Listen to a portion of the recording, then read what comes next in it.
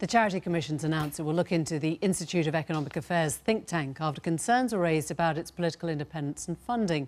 The Institute's Director General, Mark Littlewood, was filmed by an undercover reporter working for Unearthed, an arm of Greenpeace, and was making a series of claims, including that the organisation helped 2 US visitors meet peers and MPs, including the then Brexit Minister Steve Baker. Now, the reporter, who posed as a representative of a US beef hormone investor, was told that a donor could not influence conclusions, but suggested substantial content would be included if they funded it. So is this just how the think tank industry works, or should we fear backroom Brexit talks paid for by overseas donors? And in fact, the guys running our international trade team, I mean, I know Gove quite well, but the people running our international trade team are talking to him nearly, well, I wouldn't say every day, but definitely once every 3 or 4 days, along with David Davis, Boris Johnson, Liam Fox. The IEA sting highlights an important issue in our public life: the interaction of think tanks and our transparency laws. In recent decades, there's been a rise in prominence for what one might call the super think tanks. This is the King's Fund. Just check out the office. It's very well funded. It has a staff of experts. It's in the same sort of category as the Institute for Fiscal Studies or the Institute for Government. These are all bodies which are incredibly well respected and non-partisan, if a bit establishment. But these aren't the only think tanks. We also have lots of smaller bodies which are generally more partisan. The New Economics Foundation, Policy Exchange, IPPR, and yes, the IEA. Their reports are more willing to argue against consensus, but they're more likely to employ and publish people with more limited expertise. The IEA has another issue which is more common in these more partisan think tanks. It's very opaque. It gets the lowest possible rating on the Who Funds You Transparency Index. Now, that's permitted, but it raises a question. Let's say that I'm an executive at a tobacco company and I want to lobby some ministers about a change in the law. I can go in myself and lobby ministers if they'll take a meeting, but the thing is, you can find out about that meeting via the Freedom of Information Act. I might try and get round that by hiring a lobbyist to go on my behalf, but in recent years, lobbyists have had to disclose who their clients are. Think tanks are a problem for this area of the law, because if I give money to a think tank who organises a dinner for me and writes a report in support of my views, there's no need for them to declare that interest. The IEA says that's not what's been happening here. The comments published this week, they say, are selective and taken out of context. Traditionally, Britain's legal approach has been that we should judge if think tanks are good or bad on the merit of their work, not on the basis of their funding.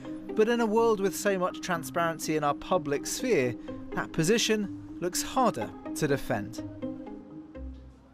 That was Chris Cook, and joining us down the line now is Shankar Singham, who works with the IEA. He's been referred to as the Brexiteers' brain. Nice to have you on the programme, Shankar Singham. Mark Littlewood said on that recorded tape that his institute was in the Brexit influencing game, his words. Now, I know the IEA thinks of itself as an educational charity. The Charity Commission is now investigating it. It says you cannot exist for a political aim. Now, how do you square those two?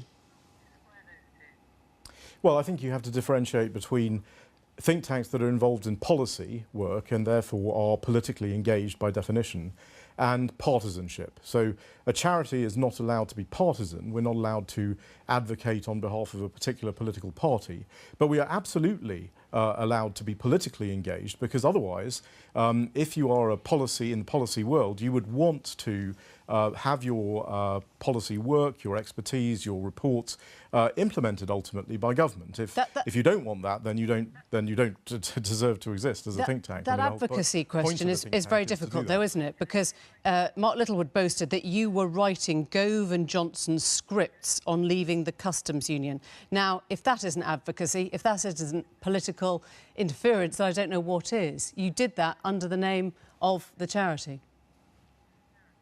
No, so just to be clear, The charity, the IEA, has been advocating for free trade and free markets for 63 years.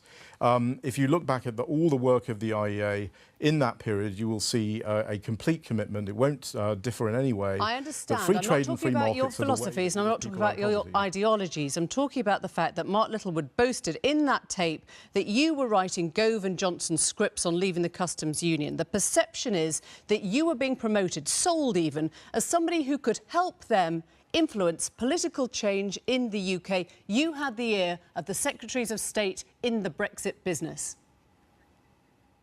Well, we have produced a number of reports. The British people voted, as you know, in the referendum to leave the European Union. Our work is based on how do you leave the European Union well? How do you embrace the rest of the world well?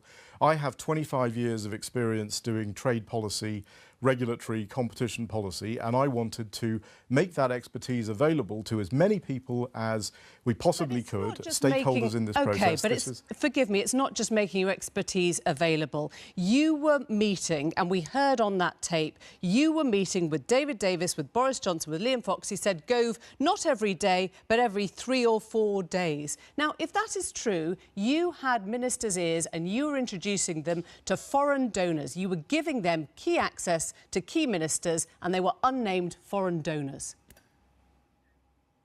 Well, first of all, we weren't meeting them on a frequent a basis as that.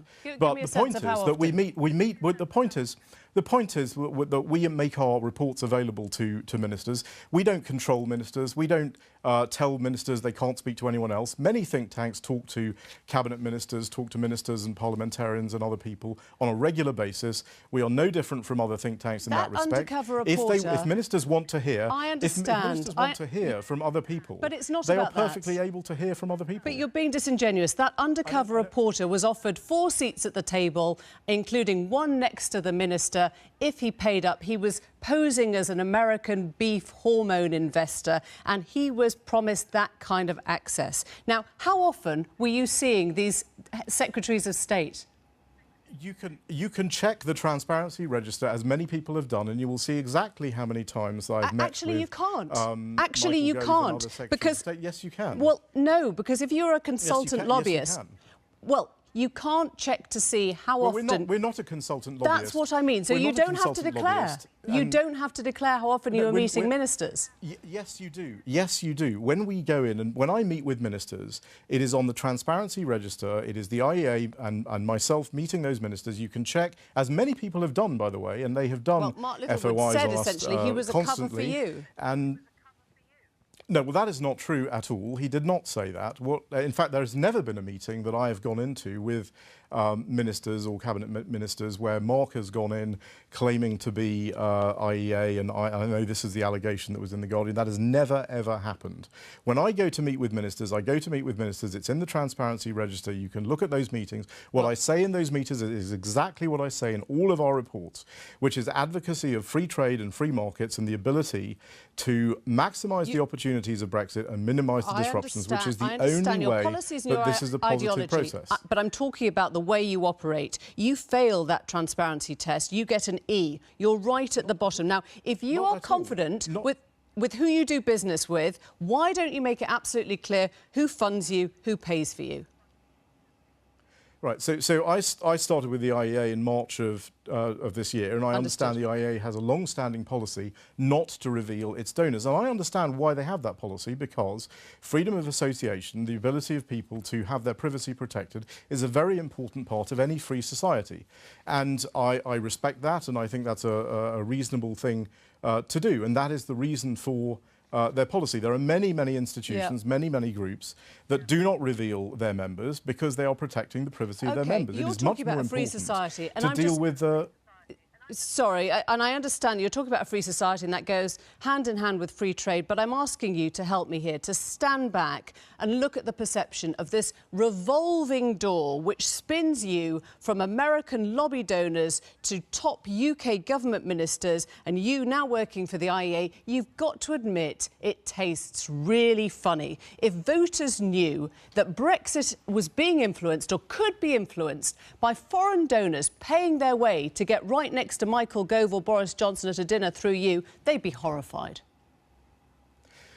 Well, first of all, Government ministers from the UK travel around the world. They meet with these people on a regular basis. They meet with other countries' trade associations. They meet with companies from other countries on a regular basis. All we are doing is setting out what we think makes sense in terms of a free trade and free market oriented approach to the Brexit situation that the UK faces itself. It is a massive issue for this country. We think ministers should be as advised as they possibly can be. We do not say that ministers should talk to no one but us.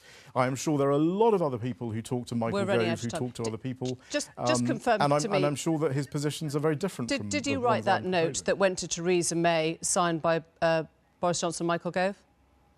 Did you write that letter? No, I did not write that note. So that's a firm denial that the letter that went to Theresa May instructing her on how to do a hard Brexit was penned by you? I did not write that letter. Thank you very much indeed. Thanks for joining us this evening.